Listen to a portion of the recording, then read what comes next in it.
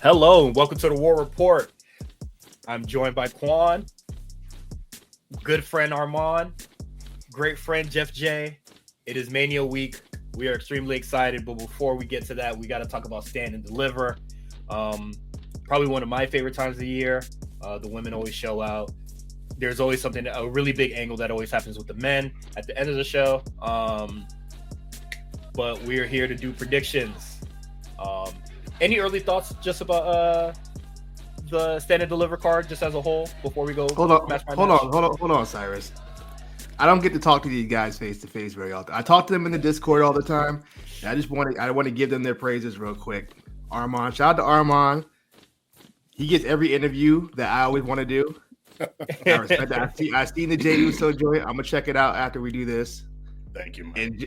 And Jeff, at my old gym, the MSG network is always on the TV all the time. So every time I would go on the treadmill or whatever, I would look up and I would see your face. I'm like, damn, man, look at Jeff on TV, bro. Every time I was on the treadmill.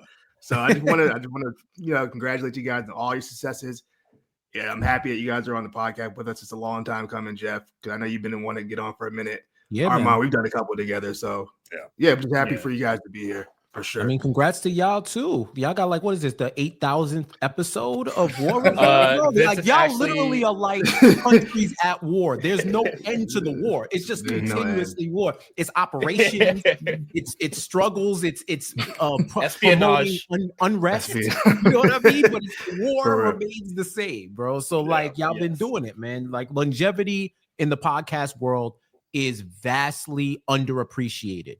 Like they said the average podcast lasts 3 episodes. So y'all have gone like 1,000,000% over that. Like y'all are infinite at this point. So salute to you. I appreciate that, man. Yeah, appreciate it. I had the opportunity to record with Jeff J way back. I think like 2-3 years ago. I feel like Death Triangle just started and then Pac got out. Like that's how far back it goes. I was in a really shitty hotel room trying to record the whole thing. Yeah, that's like about 2-3 years ago at this point. So gotta be so glad to have you back on the show. Armon, I believe we've done Rewriters Room, but I don't believe you've done War Report. Not with you. Typically, okay, Quan hits me when you're not available. Yeah, so I'm so sorry that you had to watch the other show. Man, but Armon, you saying you the cheating barber? You the barber he cheat with? Hey, sometimes him and Chris Mack. I just get the appointments. I just get the appointments. Shout out to Chris. Get this money. That's it. Just here to get this money. All right. So just over thoughts about NXT, Stand and Deliver, or NXT thoughts in general, because you guys are on the show weekly. So I feel like we have these conversations quite often in the Discord. One, the road to Stand and Deliver has been very convoluted in many ways. It feels like sometimes watching the show, there's very obvious directions they can go. And this show feels like they have a lot of talent that they want to get on the show in a variety of ways, which, I mean, it's ultimately cool. You get to see more people you like, but the ways that they got to it is, strange, slightly head scratching, but a lot of matches I'm excited for, a lot of people I like. Obviously the women's division is just incredible. The men's division, which is also very controversial in our Discord. The top guys are the top guys, and they're great. I'm definitely looking forward to seeing who's going to step up, when the Ethan Pages, the Obafemis, the Trick Williamses, Tony D step away. Because Tony's been down there for a minute. Like, it's been time for him to get called up. So I'm definitely interested in what the future is going to be. But they're cycling in so many people with Evolve and WWE ID and LFG. So, it's not like they don't have the talent there. I'm just curious, who's going to be those people? I agree. Jeff J.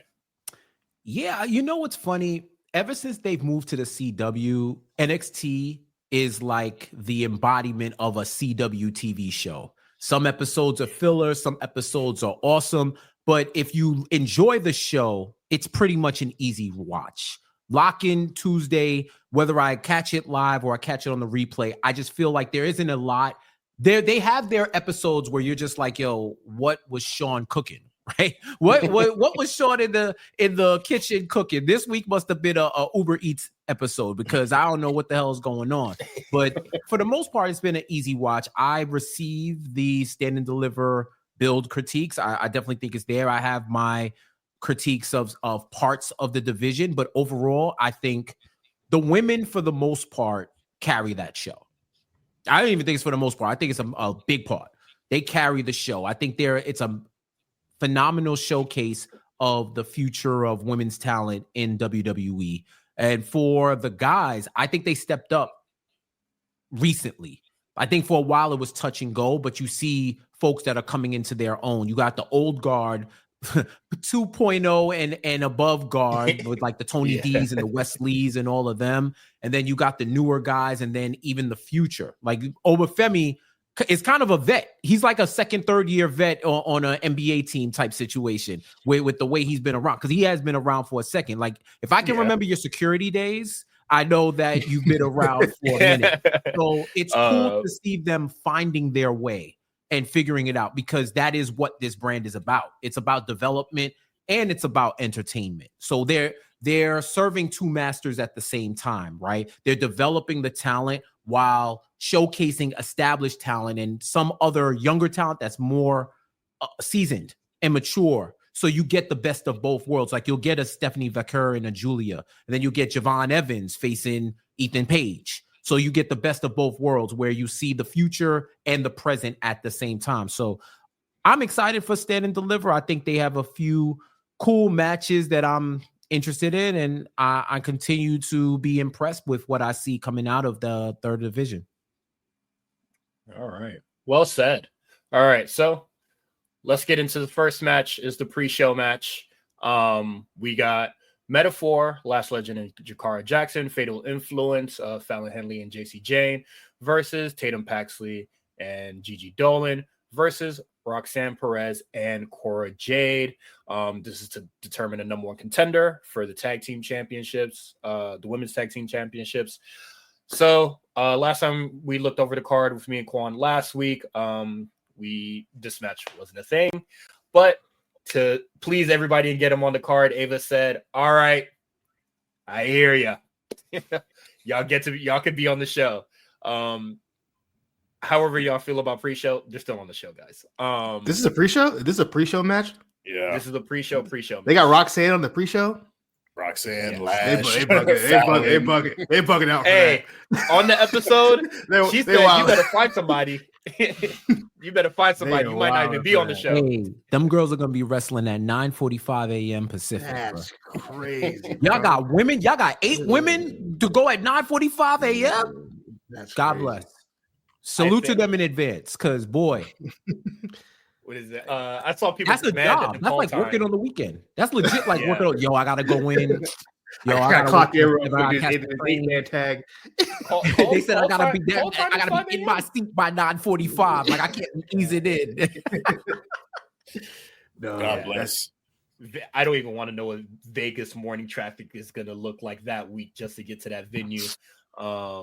They ain't driving. They better not drive. I better see them on the movable Shuttle? sidewalk and be like, yeah, hold on a second. I gotta get to the arena. But yeah, so this is everybody that's going to be in it. Roxanne couldn't find a partner, and then Cora Jade just comes up to her on the show and is just like, all right, we squashing the beef.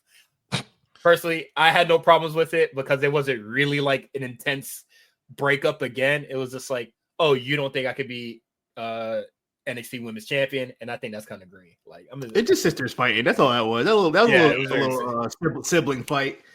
Yeah, so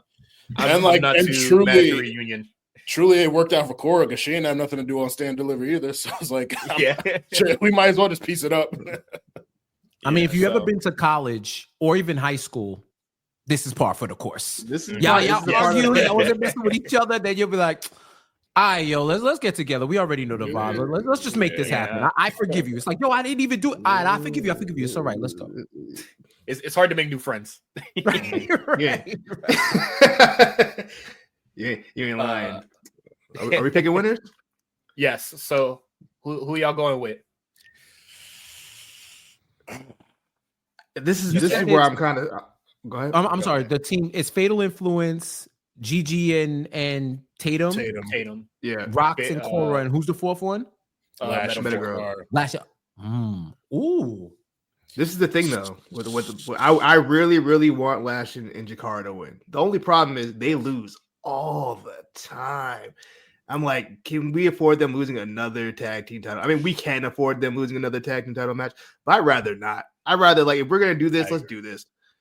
But so I want Lash and Jakara to win, but I'm thinking maybe it'll probably be, who are the tag champs? Liv and Raquel. Assuming they get out of WrestleMania with those titles.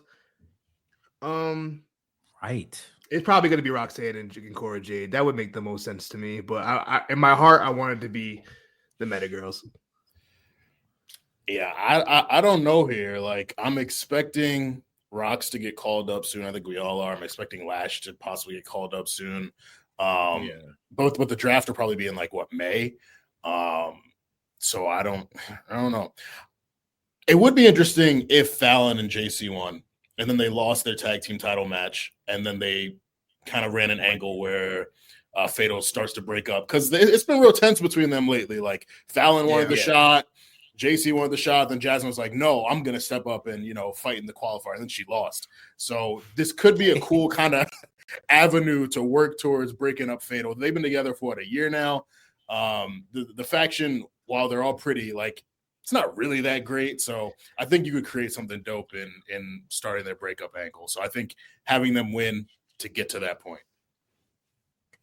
I do like the thought of that. That intrigues me as well. I do agree with Quan on the metaphor. I just feel like, we kind of just need to do something with them. Like, they lose a lot. If they could get the Hank and Tank run real quick, start getting their wins back, I think that'd be really cool as well. I'm probably going to go Roxanne and Cora Jade. And then if Lyra and Bailey takes it at Mania, you kind of got it right there. But yeah, that's what I'm going to go with. I love Roxanne, and, this sets up something for her to like really be doing on the main roster and no longer being in NXT, because I think, her time has come. Mm-hmm. All right. No, facts. I like for what you said, Cyrus, I would say Roxanne and Cora would be my favorite at like -150. I give you even money on Lash. I give you even money on Lash and on Metaphor. JC and Fallon, I'd probably go +200 because of the turmoil. I was gonna say 300. Yeah, absolutely. It depends on what happens between now and Friday. The book is gonna be like this. Book, depending on how the money comes in, we might boost that up. And then Gigi and Tatum is like, that might be plus 5. I'm being nice. I'll be nice and say 5. You're right. It might have to go to 10-1. But Quan and Cyrus made 2 awesome points where I think it is going to be Rox and Cora. You're thinking about the future storylines. If we go into this saying whoever wins is not winning the tag titles, Lash and Jakara do not need to lose again. Star power wise, I don't think the other 2 teams, I don't think Fatal Influence or Gigi and Pax are really going to move the needle like that unless the match happens in NXT. Then that's the only wrinkle. So you think about Rox, who's going to be on the main roster, who pretty much is 1 foot in, 1 foot out. This could be her way to get off. This could be a bridge to Cora eventually making the leap as well. And especially if Lyra and Bailey win, that's like a convergence of that period between 2.0 and Black and Platinum. I think that's what they're calling this era now, right? I like that. So, I like that. I know. I already know Javad was like, yo, gang, that's what we are right now. We Black and Platinum, gang. We Black and Platinum. But so I think the storyline is already built there for Rox and Cora. So I'm rolling with that. That's actually a great point. You might make me change my prediction. But the only thing is, like, we've seen such crazy booking at Stand and Deliver over the last couple of years that you always got to think about the possible, like, out of nowhere shock X factor type thing. So, but yeah, make great points. So yeah, it's hard to call it on this one because it's kind of just like a chalk up to anybody except like Tatum and Gigi. No offense to them. And then there's all great stuff that they can do going forward with this. So with that said, we're gonna go into the next match. What is tradition without a ladder match for the North American Championship, men's or women's? It is what we do at Stand and Deliver or Takeover, whatever. Yeah, this has been part of my life. I saw the first one, so just like this is following me everywhere. So we got Zarya, Kalani Jordan, Sol Ruka, Izzy Dame, Lola Vice, and Thea Hale. Lola Vice qualifies last night. I forget who she beat. Tatum. She beat Tatum. And then Thea Hale defeated Carmen Petrovic. Carmen Petrovic. Yeah. So who are we going with here? Because I think we need to make things right and put it on Sol Ruka like it always should have been at the start. Sol Ruka 2 belts? Double champ? That's what I'm here for. Sol is definitely the favorite in my mind. There's a world where I could see Lola win too. But I think I'm going to go with the safe pick here and go with Sol as well. Yeah, I don't think it's going to be Zarya. I don't think it's going to be Lola. Lola needs to go up low-key. They need a new MMA chick. They need to talk about making things right. They need a new MMA a new fighter up there. Kalani, I don't think she's gonna get that second run. If anything, she needs to boost up into the main scene. So she needs to get social promotion, or you get the grades. Either way, you need to go up. Yeah. Thea Hale is my dark horse because the way she came back, the energy, I can see Sean saying, brother, we might have to swerve him, brother, and get that Thea Hale pop. Because like she came back, I was like, oh, is this Triple H in 2002 and whatnot? She had a jean jacket. It would have been crazy. I do think Sol is the fave. I think it would be ill if she had the speed of the women's North American title. That would be kind of crazy. That's like indie type stuff, but it would be fascinating that she would be defending the speed belt and the North American title. I think that would be cool. So yeah, if I had two, I'd say Sol fave, Thea my dark horse. Just off the reaction and how she got Carmen out of there kind of quick. Oh yeah, she whooped ass. Yeah, I was like, oh okay, we building a monster right now, a tiny monster. What was we doing? So that's what I'm with it. But yeah, I just think like when they decided to crown the first one, I felt like Sol Ruka was like your perfect pick. Like I like Kalani Jordan a lot, but I would say I do like Sol Ruka a bit more. And I think this is the time to like get it right, especially if they're like Zarya and Sol Ruka are just not going to be in the tag team, scene or like in that picture anymore. Like just have them be friends, and then I might have lost, but you won and I still support you. That's cool with me. And then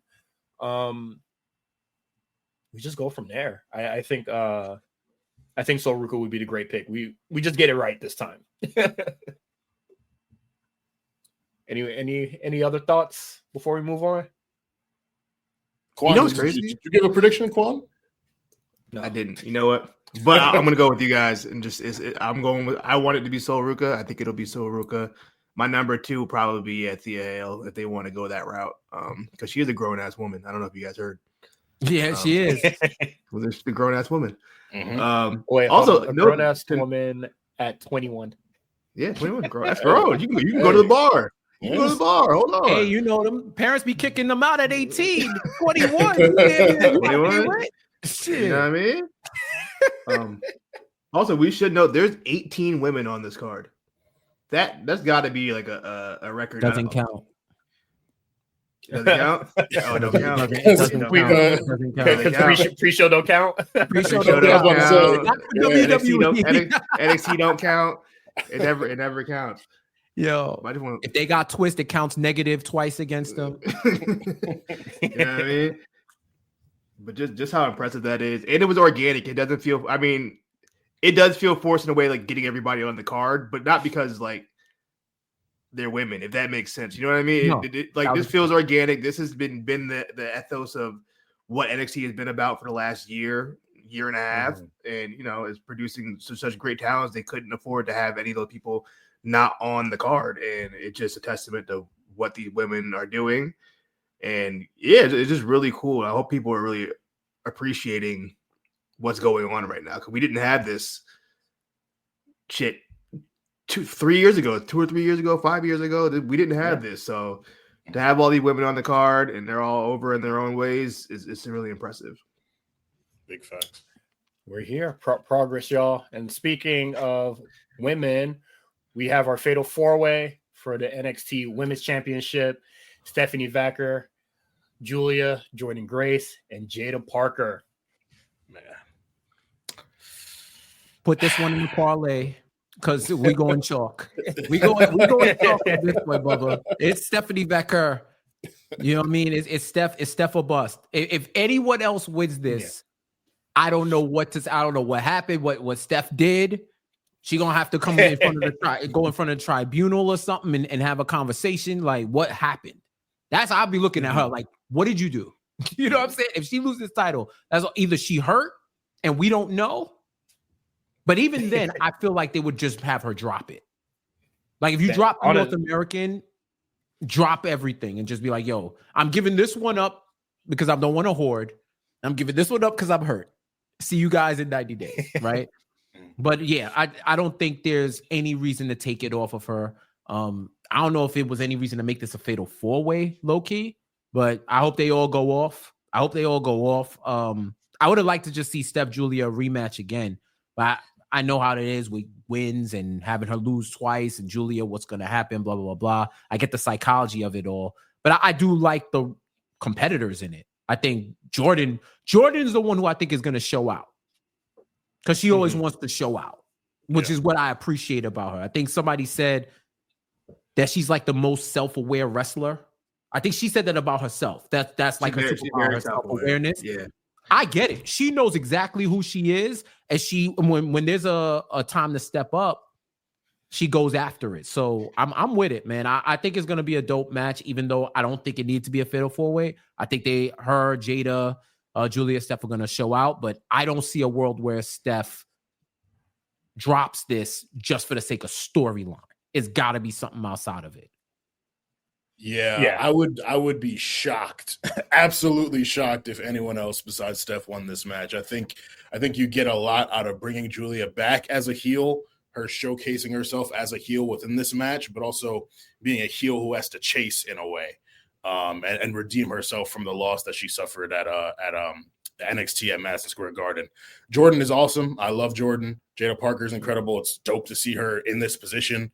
I'm glad that like after the Roxanne match, they kept her doing important stuff. The feud with Lola, feuding with Jordan. Like although it's a little much this match, like it makes sense, kind of converging all these points because Jordan was constantly in Julia's face and in Stephanie's face, saying like she was coming for them, and then she got Jada, trying to pull up on her. So, I think the match is going to be great, but I do think that the money is in Stephanie having that shot at the end of the match, retain the title. And then from there, you go to a singles match, Stephanie Jordan. You go to Stephanie Julia. They'll probably have like a 3-match series. And Jada, maybe she sticks around too. I agree. Quan? Yeah, I'm rocking with Stephanie. I can't see it a situation where she loses it this fast.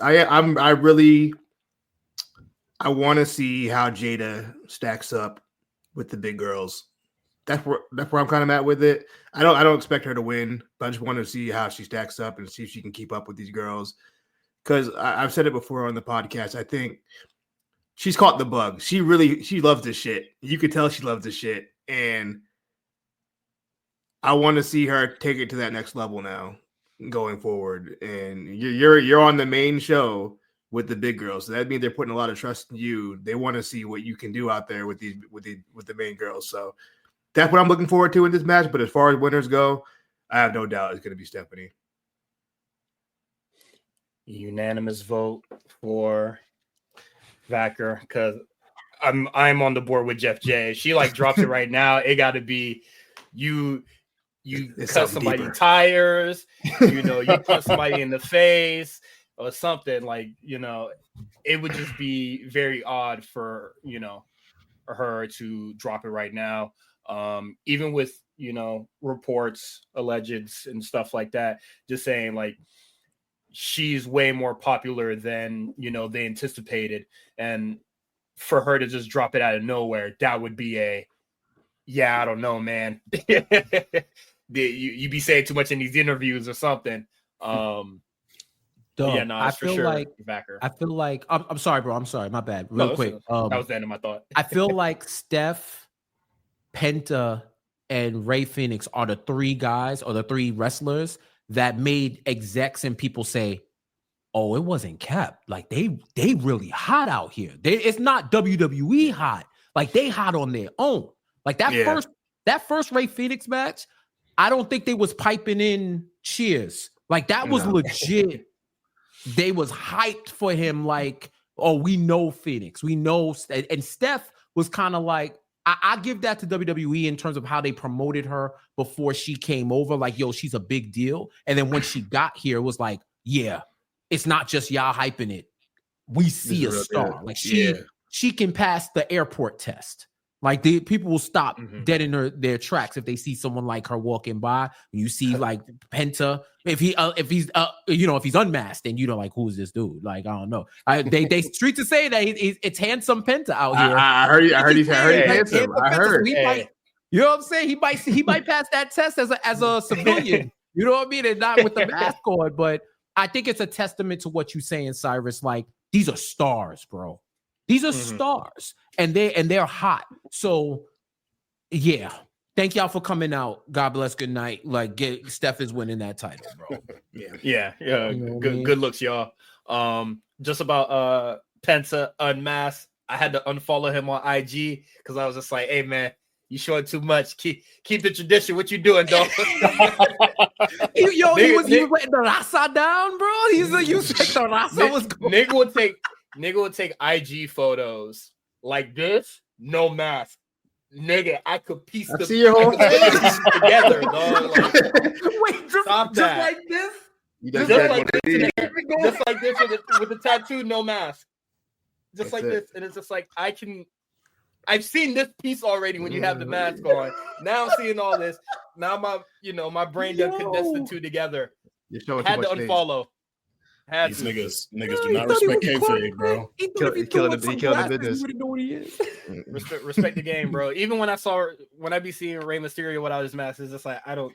Come on, man. He don't even care no more. He just outside. No, he don't give a fuck. But I'm just like, bald head in the air, outside. Sorry, Armon. No, you're good. I was just saying it's weird. Matt, fuck you.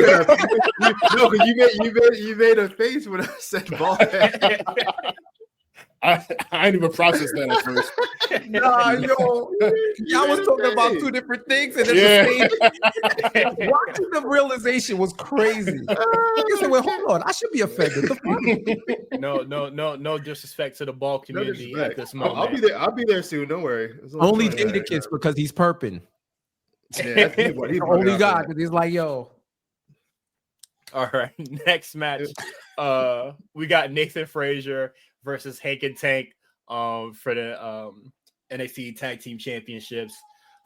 They did it after weeks of jobbing, getting their ass whooped, and then the camera go on the winner and say, all right, thanks for coming. All right, losers, how y'all doing? We are here. They ran the gauntlet, which I thought was great. I thought it was a really cool gauntlet match. They got all their wins back in a single night. Insane booking choice. Even I did enjoy it, still insane. And now they get to face the tag team champions. Who is the winner? Armon, who are you going with? For the simple fact that I think it's time for Fraxian to get called up. I'm gonna give it to Hank and Tank. This kind of reminds me of Kofi Kingston's booking from 2019. Obviously, they're not black, but similar. Minus the great story that went with it as well. Well, I don't think the story's been bad. It was really predictable to me. It was like, okay, they lose, they talk to a tag team on main roster, they lose again, another tag team on main roster comes talk to them, and then they end up running the gauntlet. Like, I feel like they did a good job getting us invested in the story. I don't really care for Hank and Tank too much, but I definitely saw the vision of what they were trying to do. And yeah, I think Fraxium's been incredible. I think it's time for them to go up and make that Raw tag team division better. And put the titles on Hank and Tank, and we'll see what you know what comes of that. That tag team division is going to be really interesting without Fraxium. I still do really like no quarter catch crew. So you know it's good that they're there, but yeah, I think it's Hank and Tank time. All right, Quan, you was making faces. Let's hear the thoughts. Fraxium is fine. They're not going to lose. Fraxium never loses. How many times are we going to do this? We've been doing this for the last year and a half. When we say, "Oh, Fraxium losing this time," what do? They win. They're undeniable. This is the greatest tag team run of all time, and it shouldn't be ended by Hank and Tank. That's who y'all want to end this?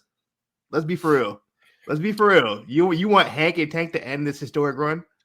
I mean, I don't want it to happen, but it seems like it's going to happen. If not them, then who? Yeah, that's what they beating everyone, like legitimately everyone. That's Fraxium. What you want, man? They about to have an Oscar run and just drop the titles. Like, you know what? We beat everybody. Y'all can have them. That's what I would do at this point if I'm Fraxium. If they Ember Moon, Hank and Tank, bro, Ember Moon. I could not respect them ever. Yeah, nah. The stand card is revoked, big time. Nah, don't do it. But like, it has to be somebody. And if it's not No Quarter Catch Crew, if it's not Briggs and Inamura, that's it. Shit. Or do we wait till Dark State takes it? I was just gonna say maybe Dark State could be the one to take it off. It's in some time. It don't have to be right now, but I think that could be a possibility. But then, how long do we keep them in NXT? Because Dark State's going to need them until the summer at least to be legitimate as a tag team. And by that point, they're going to be in a mob war. They're currently in a mob war right now, right? So it's like they got to piece it together after the war. You know, they build up the business again. You know what I'm saying? Like it's going to take a while. Because with those Tony D feuds, you don't just hop right back into something else. You might have to get out the trunk. You may have to do something. You might have to, it might be a blood. Your life is on the line. Right. Like real talk. It's really like a saga with them guys. So I don't know. I see what they're doing with Hank and Tank. I appreciate them for what they are. Like they're not like my cup of tea where I'm like, yo, I feel Hank and Tank, but I respect it. I see it. They're like classic 80s babyface tag team. Like that's the type of booking that they're getting right now, my opinion. They're almost like the Bushwhackers. They're like trucker versions of the Bushwhackers. They got the honk honk. They got but they're power moves instead of just like finesse or just brute moves and whatnot, where it's just like we beat you up. They actually got a lot of power wrestling to them. And the fact that they built themselves up as underdogs, I feel like Fraxium would lose the title in a way we wouldn't expect. Just like how you said, Fraxium is fine. This is the best run. How is it going to end to Hank and Tank? You know, the Denver Nuggets once beat the Seattle Supersonics 3-2 in the first round of playoffs. And the one degenerate that had money on them is probably a billionaire right now because he was the only motherfucker who had money on them. You know what I'm saying? We've seen teams come down from like deficits, 3-1 leads blown. We've seen it where we didn't think it was going to happen. And the story was even better when it did. So I guess that's what they might be going with Hank and Tank. It's just the fact that we're all sitting here like, Hank and Tank though? All right, well, whatever you have planned post this, it got to be fire. It can't just be a shock win and then they drop it to No Quarter Catch Crew. No Quarter Catch Crew like a week later. You know what I'm saying? Like it can't be like that. But that yeah, like I'm pretty sure that's what happened last year. Stand Deliver, Braun and Baron retained, and then they lost it like a week later, or maybe a couple weeks later after Braun got drafted. So Sean might do that. Once you see that draft coming, it's like, yeah, bruh, hop on that title. Figure it out. It's out of here. I am going Hank and Tank. I do think it is time for Fraxium to move on. And honestly, you kind of don't really do this whole story for at least a month. Like, they kind of like did this relatively pretty fast to get them on the show and to have, Fraxium do something. Give it to them. I do think that they're a good tag team. I do like Briggs and Inamura a lot more as a unit, but when you see that gauntlet and you see that tag division, they're kind of your next guys. And I know we say, what happens next or what does a tag division look like post Fraxium? We got to get there first to even really see what that looks like. And it's going to happen eventually. Mm-hmm. And then draft is right around the corner. I hate to do the call them up, just hit the C word, the C button, but they got to do something. And you had Hank and Tank run through the whole tag division in one night. Let's not pretend Supermen. Let's not pretend like this is some like the tag division currently ain't full of a bunch of geeks. Let's be real. But they lost to all those geeks. Now, no quarter should have been. If it wasn't going to be them, it would have been no quarter. I think. I would have liked those. I would have loved for it to be no quarter catch crew. Those are my guys. But they lost that match, and they said we're gonna move right on to continue our Alexis King story. Yeah, that's a fact. Quan, you know what? I'm thinking about it now. The only other team, if it ain't gonna be Hank and Tank, and I'm gonna keep it 1,000, you got to bring the Hardys.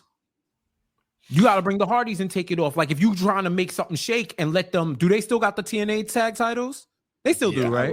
I wouldn't know. I don't watch TNA. Right, Quan, that's the one federation Quan don't watch, right? Out of every million, I gave him a million, right? But I'm just saying, like, if you wanted like a shock win, I would say them, right? Or you call somebody from the roster to come down. If they are that unbeatable, you need a classic team to beat them.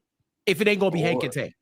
Or you could bring up those youngins. Swipe right. Swipe right is on the way. Them boys good. Them boys is good. He's kind of I forgot about that. I forgot about them. Swipe right. Them boys good. 2.0 throwback team. Mm-hmm. Hey, I'm not mad at that. Hey man, I am cool with most of the tag teams taking it off Fraxium, but this is Stand and Deliver, one of their biggest shows of the year. We gotta make something shake, And honestly, I didn't even really feel that like Fraxium has much of a story even going into this year, or what's been going on these past few months. They're still doing the Fraxium is fine thing, which is cool. But now we're going back to, oh man, you was on a main roster show without me, and then they go do the same. It's like, well, you didn't, and like the silly banter they've been doing for a year now. I'm not saying it's like tired, but we're treading, same territory here. So I just think let's go, man. You had these niggas beat your whole tag division in one night. Just go ahead and do it, bro. Because why not? They're Supermen right now. They got all the momentum. Fraxium, what is it? Frazier got a loss to Phoenix. And his partner got cooked by Gunther. So yeah, like a swipe right dub. Whatever. Yeah, them niggas nice, but y'all picking on the Evolve niggas, man. That ain't fly to me. Hank and Tank, man. Hong Kong. We up. Next, we get Ricky Saints versus Ethan Page for the North American Championship. Ethan Page wins a match that we all knew he was gonna win. Didn't really think there needed to be a fatal 4-way. That was so unnecessary. They said we need y'all boys to do something. Lose Ethan Page for me. So, we're getting the match. Thoughts? I have no real strong thoughts on this. Ricky just won the title. I don't see a situation where he loses it this fast to Ethan Page. Mm-hmm. If anything, this is just going to be a showcase. This is going to be like Ricky's first real match in NXT. I believe they're pretty familiar with each other as far as in-ring goes. So I've noticed WWE likes to do that now. When a new guy comes in, they try to find the person they're more familiar with. I heard they're doing that with Ray Phoenix, kind of putting him with guys he's wrestled before, like Umberto and whoever else in Legato or whatever like that. So I feel like this is a situation where they really want to showcase Ricky Saints. I can see this match going pretty long as well too. I got Ricky winning it all though. Yeah, that's an easy call. Not to sound like a broken record, I think it's Ethan's time to get called up too. So I think this will be his send off. I think it's going to be a banger. Both are really good, but I don't really see Ethan.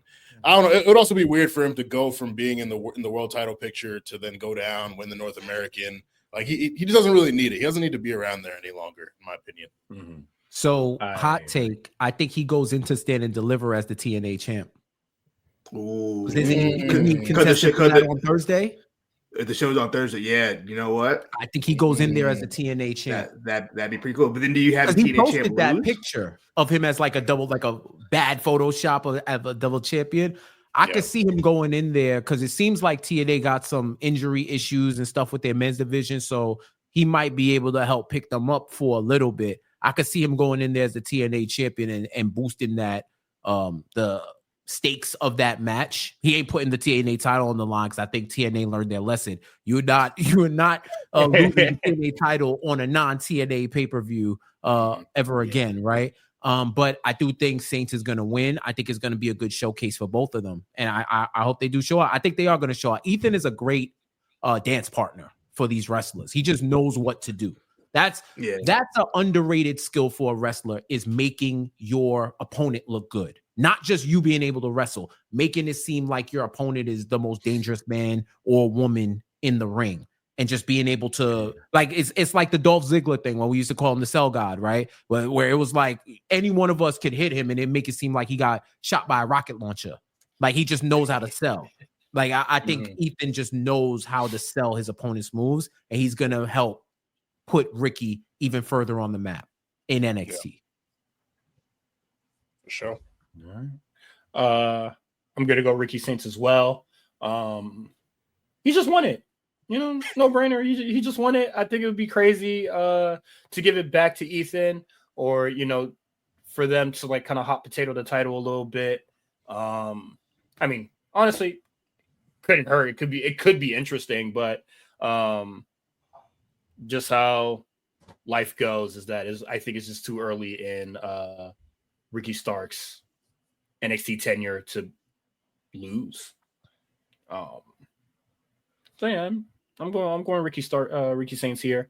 Will the match go long? I don't know. Will it be good? Probably. I would agree that Ethan Page is a really good wrestler. He's a vet, and I'm not sure if they worked in. I don't think they worked in AEW before.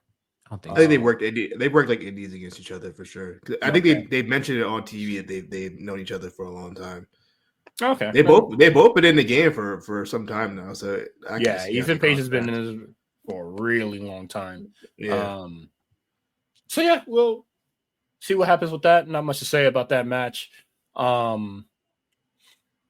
Next match, we just got a regular 6-man tag: the D'Angelo family versus Dark State. They get into a brawl at the PC. Good old fashioned fight in the parking lot as they're known to do. And then Stacks, no, it's totally D'Angelo, calls his people. Wheel. Hey, 12. Holy presence. 12. That shit was so funny to me because I was just like, since when we get cops involved? Yeah. I would learn their lesson. He said, that's my guy. Those my guys. Don't worry about it. Don't worry about it. On lock. Good old fashioned police corruption. Favor. They got him on the payroll, so it's like Dark State got to get the fuck. What you call it? Homeboy that leads Dark State. I know he was like, I'm out of here, bro. They ain't getting me. Might not make it to Stand and Deliver. Word facts. All right, so who we going with? I think kind of just like a no-brainer that Dark State just needs a win to kind of just solidify themselves, and then like y'all said, it ain't over. Well, after one fight with the D'Angelo family, they go to war. They don't have battles. So, just Dark State, and then maybe we get their win back later. Probably like in a regular tag match, Crucifino and Stacks gets the upper hand on like two other motherfuckers, and then we keep it pushing forward. For sure. This is what I'm a little concerned about. Not concerned, but as far as like the Stacks Tony D tension, are we at the point now where maybe Stacks like, fuck this, I don't want to be the underboss anymore, I want to be the boss, and I'm assuming Dark State wins this. Is it going to be a clean win, or is it going to be a situation where maybe Stacks fucks and the rest of them turn on Tony? Because I feel like there's a disconnect between Tony and the rest of the group. He kind of doing his thing. He wants to. It's very Stringer Bell, Avon, Barksdale kind of coded. You know what I mean? Like Tony D kind of wants to play it more straight, and he wants to think this through. And Stacks is like, yo, we got a rep to protect out here. We fighting niggas in the parking lot. We don't do this other call the police bullshit, whatever you got going on. You know what I mean? Like, so I'm thinking, is this the point where Channing Stacks gets Tony D whacked by the Dark State? You know what I mean? To leave him hanging. There's a lot of things that go into this, and I'm just like, is this it? But I don't know. I'm gonna go with Dark State regardless. I'm just more interested to see how the D'Angelo family loses this match. Or do they keep extending this tease of a breakup?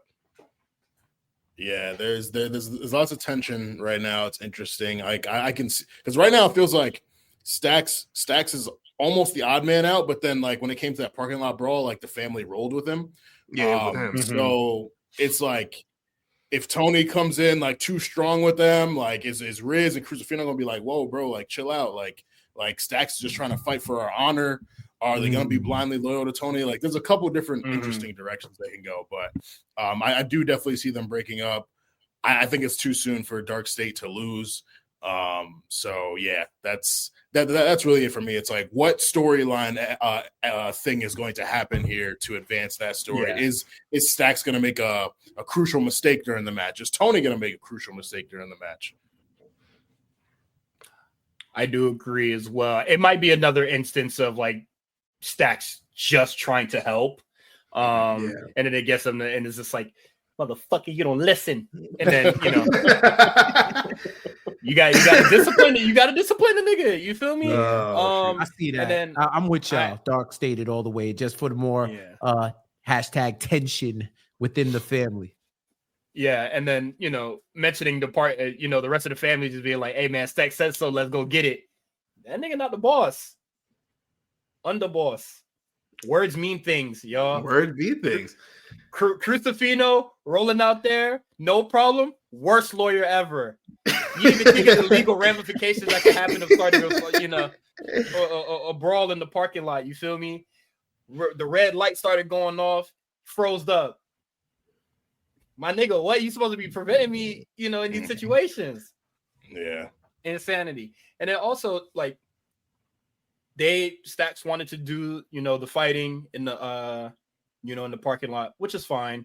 Tony, them niggas was not winning. So you could get mad at, Tony D calling the cops to get your ass out of that jam, but nigga was slumped out on top of the car hood,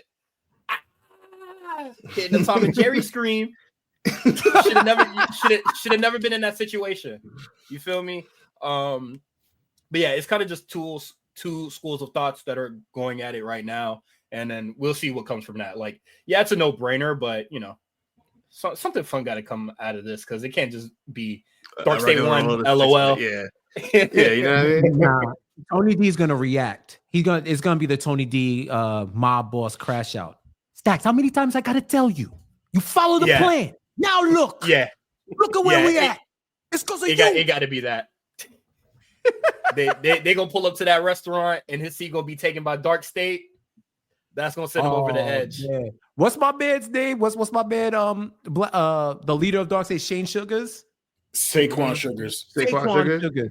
Oh man, he gonna be sitting in Tony's seat. Hey, what up, bro? That linguine is amazing. Tony's gonna be like, why you let these people? Why you let these people? Yeah, that sounds real Cody. We're taking it there. Yo, it's gonna be a skit from Martin, bro. Like, I'm gonna be in tears. I just hope they just go straight improv. Yeah, and then also I just wanted to mention before we move on to the main event, Dark State Evil, because they beat up their uncle for no reason. He's not an active competitor, bro. Why they beat on their uncle, bro? That was kind of unnecessary. He was there. Also, bro. who the fuck is that guy? No, like, he's from Impractical Jokers, bro.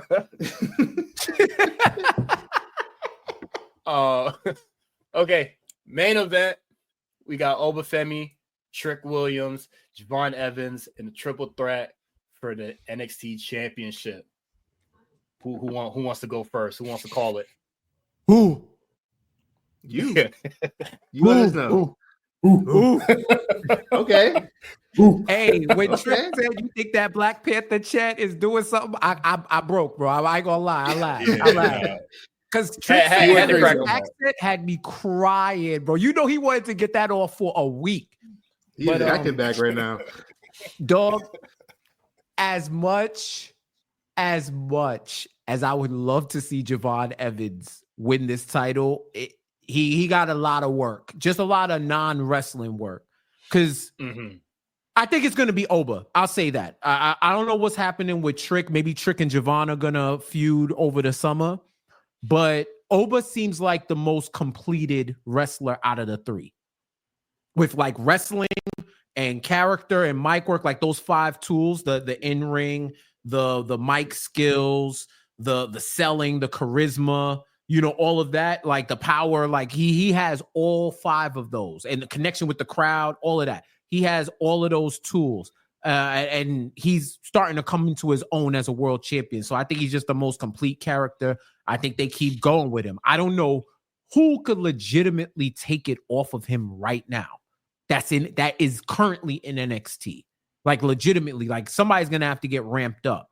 It's either that, or I could see if Ricky Saints didn't go in and get the North American, I could see them building him up because he already got the star power. And he's a fully fleshed character. But yeah, Javon. So Javon, to me, it's like one of those situations where you're playing yourself as a character. You're not playing a character. That is authentically him. I believe that. But he has to act. You know what I mean? Like there's parts where, and I think he's going to learn it because he has natural charisma, like natural. Like that's like pops out on the screen. It's like, oh, if he got into acting class, he might say, fuck this wrestling shit and go get that movie bread. Like I'm dead serious. Like he could go on All American or one of them shows right now and just be Javon Evans, and you think, oh, that's a new character. When is he gonna come back? It's like, no, he's just being himself. You know what I mean? I think once he gets the actual character work of acting and playing a role while knowing when to like intersperse his own personality, I think he'll be good. And I just think he just needs more reps. There's no reason to hot shot him right now. And with Trick, I don't know. I feel like he just needs something. He needs something to energize what it is. If they're going to turn him heel, turn him. Just turn him all the way and let him go back to that as a lead dog heel, not just as somebody's sidekick. Let him be a lead dog heel. But I think the match is going to be good. I do think it's going to be good. I know Trick is going to be out there trying to prove people wrong. I know Javon is going to be out there shining and Oba's going to do what he do. I think the match is going to be solid. I have Oba winning. I'm actually interested to see what these 3 brothers do. Yeah, I think if there's one person for sure that I know is not winning, and all due respect to him, Trick is that guy. It to me, it just wouldn't make sense to put the title on him for a third time. Javon would be fun. Javon would be the hashtag fun option. But did this seem set up for Obafemi to really show, who he is as a champion and like really continue dominating? And yeah, I think you could get a fun continuation of Javon and the Trick. Yeah, for sure. Javon and Trick moving forward. But yeah, I this just feels set up for Dirula to prove why he is Dirula. So yeah, I'm going Obafemi. Armon has chosen me so that only me I can retain. Oh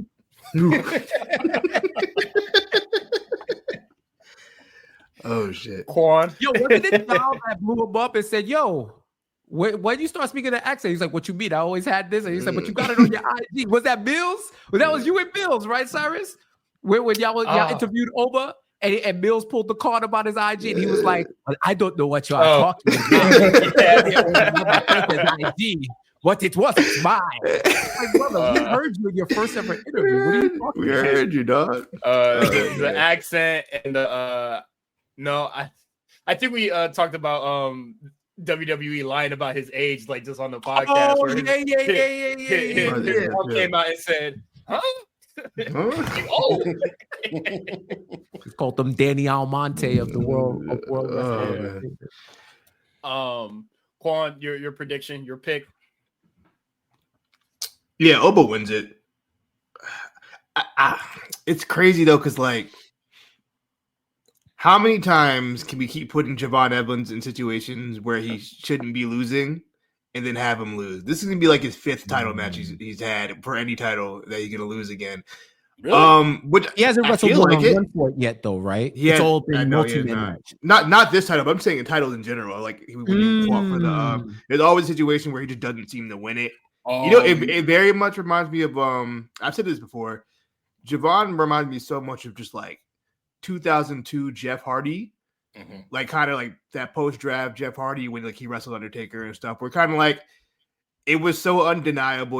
This guy's going to be a future champion at some point, and he's just so popular, but he's just not ready yet. You don't want to put him in that situation where he wins the title, but he's not ready to hold this title yet. He's not ready to have that kind of commitment or responsibility, especially because he's so young. He's only what, 20, 21? Yeah, 20.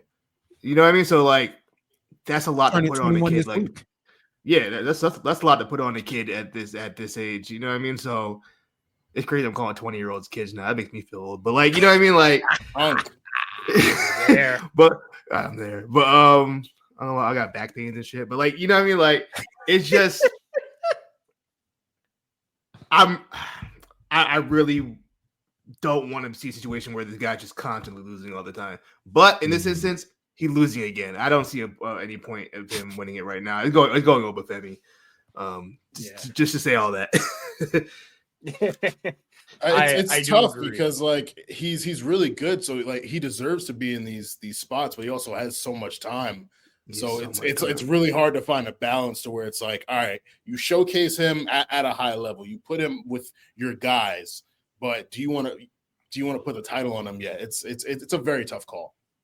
Yeah.